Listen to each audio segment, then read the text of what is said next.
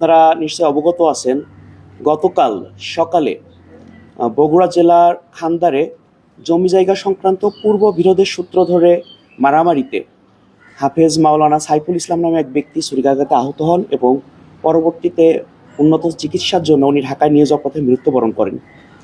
এরই ধারাবাহিকতায় বগুড়া সদর থানায় গতকালকে একটি মামলা হয়। এই মামলার ভিত্তিতে আমরা অভিযান পরিচালনা করে এই মামলার 2 জন আসামিকে গ্রেপ্তার করতে সক্ষম হই, যার আভিযানিক কার্যক্রম সম্পর্কে এখন আপনাদেরকে আমি ব্রিফ করতে যাচ্ছি। আসসালামু আলাইকুম।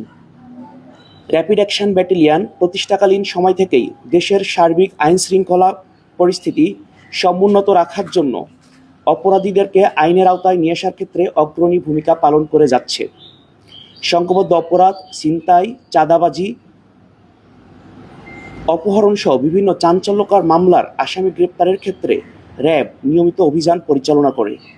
আপনারা সকলে অবগত আছেন যে গত 1 মার্চ 2026 তারিখে ভিকটিম হাফেজ মাওলানা সাইফুল ইসলাম, বয়স 41, পিতা নওশের আলী, শাহ খান্দার, থানা বগুড়া সদর, জেলা বগুড়া, তার ক্রয়কৃত জমিতে 4 জন রাজমিস্ত্রি নিয়ে সীমানা প্রাচীর তৈরির কাজ করতেছিলেন।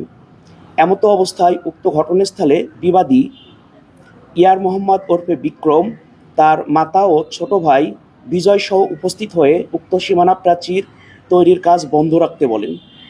এই নিয়ে বাকবিতণ্ডার এক পর্যায়ে উক্ত মামলার গ্রেপ্তারকৃত 1 নম্বর এজাহার নামীয় আসামি ইয়ার মোহাম্মদ ওরফে বিক্রম, বয়স 32, কোমর হতে চাকু বের করে ভিকটিম হাফেজ মাওলানা সাইফুল ইসলামের উপর অতর্কিত হামলা করেন এবং মারাত্মকভাবে জখম করেন। এই ঘটনায় বিক্রমের ছোট ভাই বিজয়ও অংশগ্রহণ করে এবং তিনি একটি চাইনিজ কুটার দিয়ে উক্ত ভিকটিমকে কয়েকবার আঘাত করেন এবং ভিকটিমের একজন সহযোগীকে একটি কোপ মেরে তারা 2 ভাই ঘটনাস্থল থেকে পালিয়ে যান এবং পালিয়ে যাওয়ার সময় ভিকটিম হাফেজ মাওলানা সাইফুল ইসলামের মোটরসাইকেলটি ভাঙচুর করেন। স্থানীয় জনতা তাৎক্ষণিকভাবে হাফেজ মাওলানা সাইফুল ইসলামকে উদ্ধার করে শহীদ জিয়াউর রহমান মেডিকেল কলেজ বগুড়াতে ভর্তি করেন এবং জরুরি বিভাগে তার চিকিৎসা চলমান অবস্থায় তার শারীরিক অবস্থার অবনতি ঘটলে চিকিৎসকগণ ভিকটিমকে উন্নত চিকিৎসার জন্য জাতীয় হৃদরোগ ইনস্টিটিউট ঢাকায় রেফার করেন এবং ভিকটিমকে ঢাকায় নিয়ে যাওয়ার পথে সন্ধ্যা আনুমানিক 1900 ঘটিকায় তিনি মৃত্যুবরণ করেন।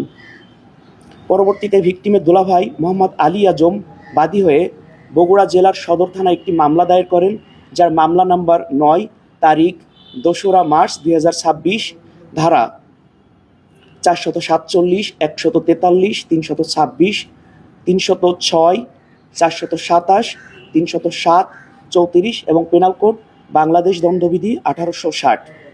এরই ধারাবাহিকতায় উক্ত মামলা তদন্তকারী কর্মকর্তার অধিযাচনের ভিত্তিতে সিপিএসসি বগুড়া র্যাব 12 এজাহার নামীয় আসামিদেরকে দ্রুত গ্রেপ্তার করতে গোয়েন্দা তৎপরতা বৃদ্ধি করে। গোপন সংবাদের ভিত্তিতে আমরা জানতে পারি যে উক্ত মামলার 1 নম্বর এজাহার নামীয় আসামি ইয়ার মোহাম্মদ ওরফে বিক্রম বগুড়া জেলার ধুনট থানাধীন মোহনপুর এলাকায় অবস্থান করছেন। উক্ত তথ্যের ভিত্তিতে আমরা আমাদের গোয়েন্দা কার্যক্রম বৃদ্ধি করি এবং র্যাব 12 অধিনায়ক মহোদয়ের দিক নির্দেশনায় 2রা মার্চ ভোর আনুমানিক 3:30 ঘটিকার সময় র্যাব 12 সিপিএসসি বগুড়ার একটি চৌকস আভিযানিক দল অভিযান পরিচালনা করে উক্ত মামলার 1 নম্বর আসামি ইয়ার মোহাম্মদ ওরফে বিক্রমকে গ্রেপ্তার করতে সক্ষম হয়।